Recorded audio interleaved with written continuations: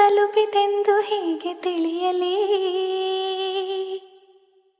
ನಿನ್ನಿಂದ ಬರುವ ಒಂದು ಉತ್ತರಕ್ಕೆ ನಾನು ಎಷ್ಟು ಕಾಯಲಿ?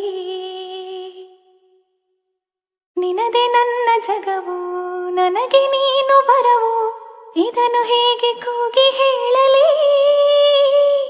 ನಿನ್ನದೇ ಆಲಾಪ ಈಗಲೂ ಕೇಳುತ್ತಿಹುದು ಮನದಲ್ಲಿ. ಸ್ವಪ್ನವೇ ಸಾಕಾರಾದ ಹಾಗೆ ನೀನಿರಲು ಜೊತೆಯಲ್ಲಿ.